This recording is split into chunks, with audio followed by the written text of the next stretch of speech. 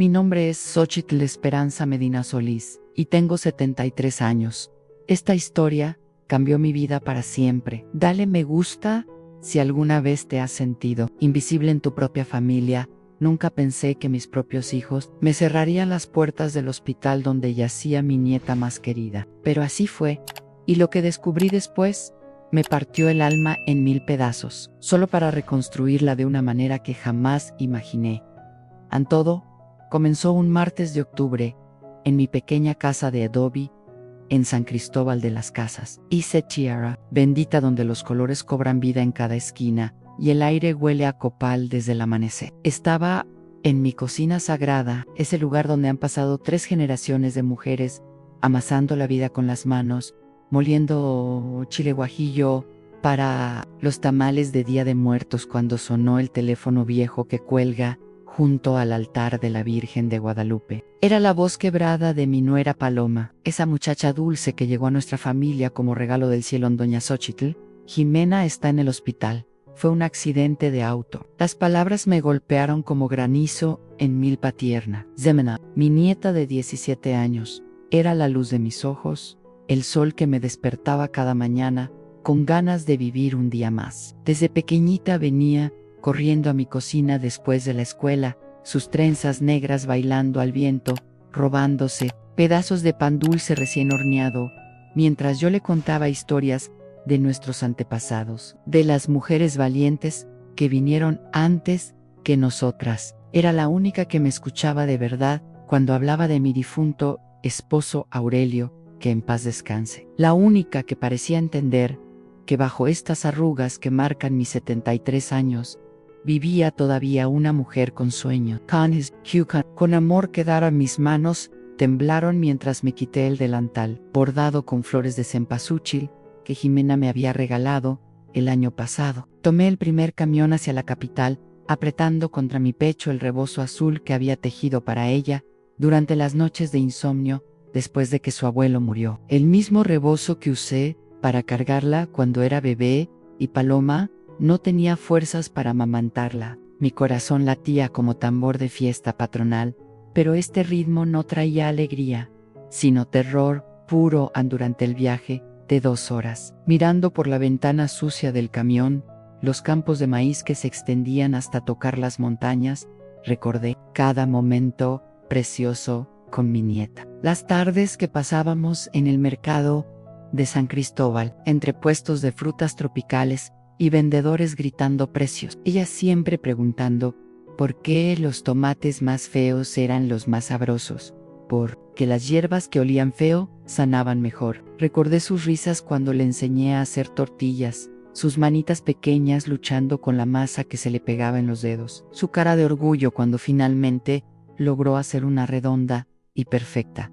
Pero al llegar al Hospital General, esa mole gris de concreto que huele a desinfectante y desesperanza, me encontré con una pared invisible, más dura que cualquier muro de piedra volcánica. Mamá, mejor regrésate a casa, me dijo Rigoberto, mi hijo mayor. Ese hombre de 45 años que alguna vez fue mi bebé travieso, sin siquiera mirarme a los ojos, sus palabras salieron frías como hielo de nevero. Acuías, nosotros no necesitamos que te preocupes. No necesitaban que me preocupara, era mi nieta, sangre de mi sangre. La había cargado en brazos durante noches enteras, cuando Paloma no podía amamantarla, porque el dolor de la cesárea no la dejaba moverse. Le había cantado las canciones zapotecas que mi abuela Concepción me enseñó bajo las estrellas de Oaxaca, esas melodías antiguas que llevan el poder de sanar corazones rotos. Había sido yo quien la consoló cuando sus padres se divorciaron,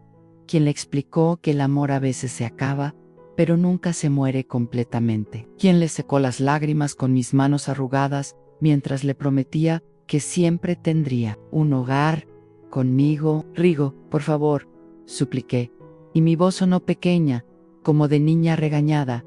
Solo quiero verla un momento, tocar su frente, decirle que su abuela está aquí. Los médicos dijeron que solo familiares directos pueden entrar. Tú no eres familia directa. Esas palabras me atravesaron como puñal de obsidiana, bien afilado. ¿Cómo que no era familia directa? Yo había criado a ese ingrato cuando su padre trabajaba de sol a sol en los campos de Oregón, mandando dólares contados para sobrevivir. Yo había sido madre y padre cuando él no tenía ni para los zapatos escolares, cuando las otras madres del pueblo susurraban que mi marido nos había abandonado. Yo le había enseñado a caminar, a hablar, a ser hombre de bien, y ahora me decía que no era familia. Me quedé en la sala de espera, como mendiga, esperando limosna, sentada en esas sillas de plástico azul que te enfrían los huesos y te recuerdan que no perteneces ahí. Veía cómo llegaban otros familiares que sí podían pasar,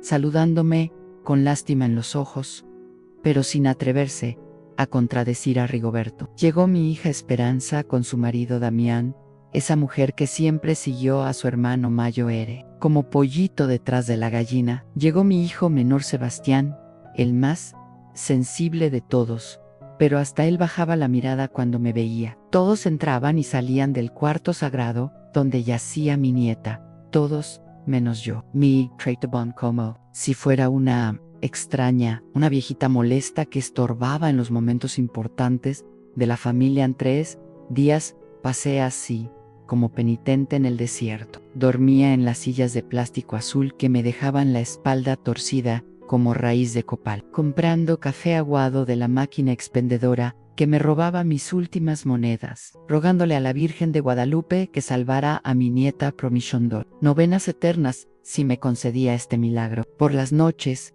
cuando las luces del hospital se atenuaban y los pasillos se llenaban de sombras largas, como lamentos, sacaba mi rosario de cuentas gastadas y rezaba hasta que me dolían las rodillas. A los enfermeros, esos ángeles de bata blanca que han visto tanto dolor humano, me miraban con lástima. Algunos me ofrecían galletas rancias de la máquina, otros me dejaban usar el baño de visitas o me traían un vaso de agua cuando me veían desfallecer. Una enfermera joven, de ojos dulces como miel de abeja, me preguntó por qué no me iba a casa. Dick, mi nieta está ahí adentro, le dije, y aunque no me dejen verla, yo voy a estar aquí hasta que abra los ojos. Ella asintió con comprensión, con esa sabiduría que solo tienen las mujeres que conocen el amor sin condiciones. Pero mis propios hijos me ignoraban como si fuera invisible, como si 73 años de vida, de sacrificios, de amor inconditional, no significaran nada. Cuando pasaban por la sala de espera, desviaban la mirada como si mi presencia les avergonzara. ¿Qué había hecho mal? ¿En qué momento me había vuelto un estorbo en lugar de la matriarca de esta familia? La cuarta noche, mientras lloraba en silencio en mi rincón de siempre, apretando el rebozo azul de Jimena contra mi pecho como escudo, contra la soledad, escuché a una enfermera joven hablar por teléfono cerca de la estación de enfermeras ANSI. Licenciado, la cuenta del cuarto privado de la señorita Medina está al corriente. La señora que paga siempre llega puntual con el dinero en efectivo, nunca falla. ¿Qué señora? ¿Cuál dinero en efectivo? Mi corazón empezó a latir diferente, con ese ritmo irregular que me daba cuando presentía que algo malo estaba por suceder. Jimena estaba en cuarto privado. Eso lo sabía, porque había visto el número 407 en la placa dorada de la puerta. Pero yo creía que el seguro médico de Rigoberto cubría todos los gastos. Él siempre presumía de su trabajo en la constructora, de los beneficios que tenía, de cómo podía cuidar bien a su familia, pero ahora una sospecha venenosa empezó a crecer en mi pecho, como mala hierba al día siguiente. Cuando el sol apenas asomaba entre los edificios grises de la ciudad, me escondí detrás del puesto de flores del lobby del hospital, entre ramos de claveles blancos y rosas rojas que la gente compraba para llevar esperanza a los enfermos. A las 2 de la tarde en punto, como si siguiera un ritual sagrado, vi llegar a una mujer elegante que caminaba con la seguridad de quien nunca ha tenido que pedir nada. Vestía de negro, no el negro humilde de luto campesino, sino el negro sofisticado de quien puede permitirse la elegancia. Sus aretes de oro brillaban como pequeños soles y su bolsa de piel costaba más que lo que yo ganaba en 6 meses vendiendo mis tejidos en el mercado. Era Soldat Yaumírez, la mujer más rica de San Cristóbal de las Casas, dueña de 3 hoteles, boutique, donde se hospedan los turistas extranjeros, y 2 restaurantes elegantes, donde un plato cuesta lo que yo gastaba en comida durante una semana. La conocía de vista, como se conoce a las personas importantes de un pueblo pequeño, pero nunca habíamos cruzado palabra. ¿Qué hacía esta mujer en el hospital? ¿Por qué caminaba con tanta familiaridad hacia la caja de pagos? Se dirigió directo al área de facturación y con una naturalidad que helaba la sangre. Pagó una cantidad que no pude escuchar, pero que vi reflejada en los ojos agradecidos de la cajera. Una suma considerable, sin duda. Mi mente empezó a tejer conexiones como cuando hago mis rebozos, uniendo hilos sueltos hasta formar un patrón que duele reconocer. ¿Por qué Soledad Ramírez pagaba los gastos médicos de mi nieta? Esa noche no pude pegar los ojos. Las piezas del rompecabezas se acomodaban en mi mente como granos de maíz sobre el metate, formando una imagen que no quería ver, pero que se hacía más clara con cada recuerdo que revisaba. Recordé conversaciones extrañas que había escuchado a medias, miradas cómplices entre Rigoberto y personas que no reconocía. La vez que lo vi saliendo de la zona rica del pueblo, un domingo por la mañana, cuando se suponía que estaba trabajando, mi hijo, Mayo Ere, él mismo que me negaba a ver a mi nieta moribunda, tenía una relación con esa mujer. Y ella, por alguna razón que mi corazón de abuela ya empezaba a entender, estaba pagando todos los gastos médicos, pero ¿por qué me mantenían alejada como leprosa? ¿Qué secreto tan oscuro trataban de esconder de estos ojos viejos que han visto nacer y morir a 3 generaciones? La respuesta llegó de la manera más cruel, como suelen llegar las verdades que más duelen. El quinto día, mientras hacía mi guardia eterna en la silla de plástico que ya había moldeado la forma de mi cuerpo cansado, vi salir a Paloma del cuarto de Jimena, mi nuera. Esa muchacha que siempre había sido como una hija para mí, caminaba como alma en pena, con los ojos rojos de tanto llorar, y los hombros caídos, como si cargara el peso del mundo. Se sentó a mi lado sin decir palabra, y por un momento solo escuchamos el ruido constante del hospital, el pitido de las máquinas, las voces lejanas de los doctores, los llantos ahogados que se escapan de los cuartos donde la vida y la muerte libran sus batallas eternas. Doña Xochitl, susurró finalmente Paloma, y su voz sonaba como papel quemándose. Hay algo que usted debe saber, algo que yo no he tenido valor de decirle hasta ahora. Mi corazón se preparó para el golpe, como se prepara uno para recibir la noticia de una muerte anunciada. Jimena. Jimena pregunta por usted todo el tiempo. No entiende por qué su abuela querida no ha venido a verla. Está consciente, doña, y llora porque cree que usted ya no la quiere. Pero sí he estado aquí todos los días, grité, y mi voz quebrada rebotó en las paredes frías del hospital. Rigoberto no, he dormido en estas sillas malditas, he gastado mis últimas monedas en café horrible, he rezado hasta quedarme sin voz. Paloma me tomó las manos arrugadas entre las suyas, esas manos jóvenes y suaves que contrastaban con mis nudillos hinchados por la artritis y las décadas de trabajo duro. Lo sé, doña, y también sé por qué Rigoberto no la deja pasar. Sé por qué prefiere que usted sufra aquí afuera antes que descubra la verdad. Mi corazón se detuvo por completo. El mundo se volvió silencio. La noche del accidente, continuó Paloma con voz que apenas era un susurro. Jimena no venía de la casa de una amiga, como les dijimos a todos, venía de casa de Soledad Ramírez. Había ido a confrontar a su papá porque había descubierto la aventura que tiene con esa mujer desde hace 2 años. Jimena los vio juntos en el restaurante La Hacienda, y como usted sabe cómo es mi niña, no pudo quedarse callada. Fue directamente a casa de esa mujer, a gritarle a su papá, a defenderme a mí, a defender nuestro matrimonio. Las palabras de Paloma cayeron sobre mí como piedras de granizo. Mi nieta, mi bebé valiente, había tratado de salvar el honor de su familia y había pagado el precio más alto. Salió llorando de esa casa, manejando como loca por las calles empinadas de San Cristóbal, con el corazón roto porque su papá le gritó cosas horribles porque le dijo que no se metiera en asuntos de adultos, porque Paloma no pudo continuar. Las lágrimas le cortaron las palabras como cuchillos.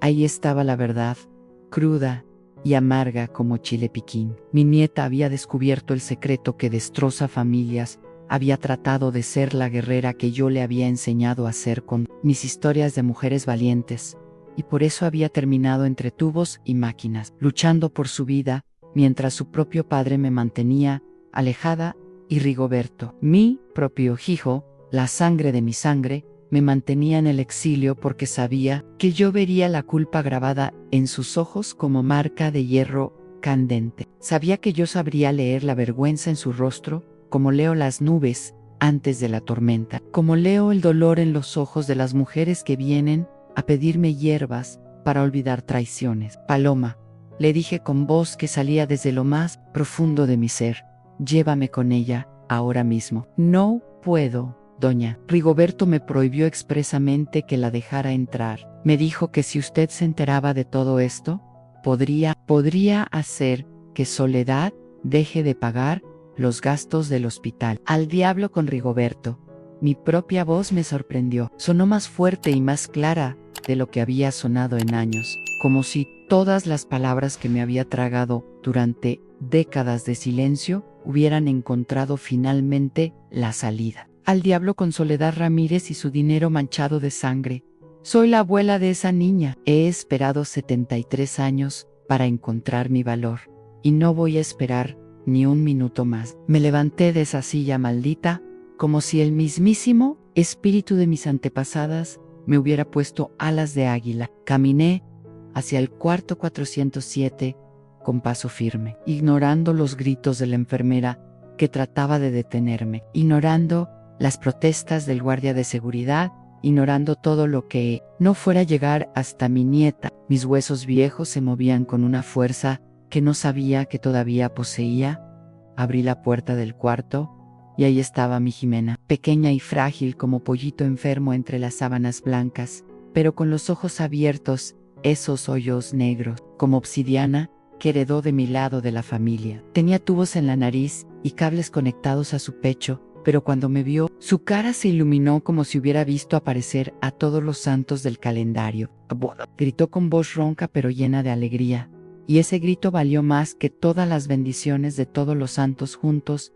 Corrí hacia ella y la abracé con todo el cuidado del mundo, sintiendo sus huesitos frágiles bajo mis manos, respirando el olor a medicinas y desinfectante que no podía ocultar su esencia de niña dulce. Le canté la canción zapoteca que tanto le gustaba, esa que habla de mariposas que vuelan hacia el sol sin miedo a quemarse las alas. En ese momento entraron Rigoberto y Soledad como huracán destructor, gritando que yo no tenía derecho a estar ahí, que me fuera inmediatamente, que estaba alterando a la paciente. Pero algo fundamental había cambiado en mí durante esos 5 días de humillación y dolor. Ya no era la viejita sumisa que se dejaba mangonear por sus propios hijos. Era Sho Esperanzao Meinao Solís, descendiente directo de las mujeres guerreras de Oaxaca que lucharon contra conquistadores y tiranos, y nadie en este mundo me iba a separar de mi nieta. Higo Bertu Meginal Vázquez, le dije con voz que cortaba como obsidiana, recién pulida, usando su nombre completo, como cuando era niño, y había hecho alguna travesura imperdonable. Tú no eres quien para decidir quién es familia y quién no es. Esta niña es mi sangre, mi corazón latiendo fuera de mi pecho, y tú no tienes derecho a robarme estos momentos sagrados. Se quedó callado como cuando tenía 7 años, y lo regañaba por robar naranjas del árbol del vecino, con la misma cara de niño sorprendido en falta. Y usted, señora Ramírez, continué, volteando hacia la mujer elegante, que me miraba como si fuera la primera vez que alguien le hablaba sin bajar la cabeza. Agradezco, desde el fondo de mi corazón, que pague las cuentas médicas de mi nieta. Pero déjeme decirle algo, a mi nieta no es una deuda que se salda con dinero, es amor que se paga con presencia, con manos que consuelan, con voces que cantan en la oscuridad. Soledad me miró sorprendida, y creo que en sus ojos vi algo que no esperaba, an respeto. Tal vez nunca nadie le había hablado con tanta verdad. Abuelo, susurró Jimena desde la cama, extendiendo su mano pequeña hacia mí. Quédate conmigo. Por favor, no te vayas nunca más. Why me? Me quedé hasta que sanó completamente, hasta que volvió a caminar, hasta que su risa llenó otra vez los pasillos del hospital como música celestial. Rigoberto trató de prohibírmelo una vez más, pero yo había encontrado mi voz, después de 73 años de silencio forzado. Y esa voz rugía como jaguar defendiendo a sus crías. A meses después, cuando Jimena ya estaba en casa y la vida había vuelto a su ritmo normal, cuando Rigoberto finalmente había terminado su aventura con Soledad y había llegado a mi puerta llorando, como niño arrepentido, pidiendo perdón. Cuando nuestra familia comenzó lentamente a sanar las heridas profundas que casi nos destruyen, entendí algo que me cambió para siempre. Durante décadas enteras me había hecho invisible yo sola. Había aceptado sin protestar el último lugar en la mesa familiar, la opinión que nadie pide, el rincón silencioso donde las abuelas esperan pacientemente que alguien se acuerde de que existen. Pero aquella noche bendita en el hospital, cuando grité el nombre de mi nieta y planté cara a mis propios hijos, descubrí una verdad luminosa.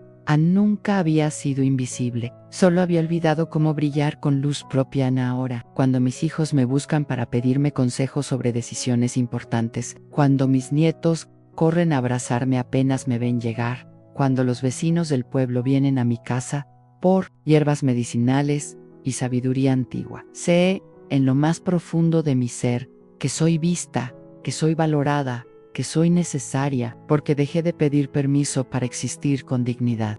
Comparte qué momento te conmovió más. Únete para conocer más relatos de mujeres que retomaron las riendas de su vida. Y ten presente que jamás es tarde para reclamar el trato digno que mereces.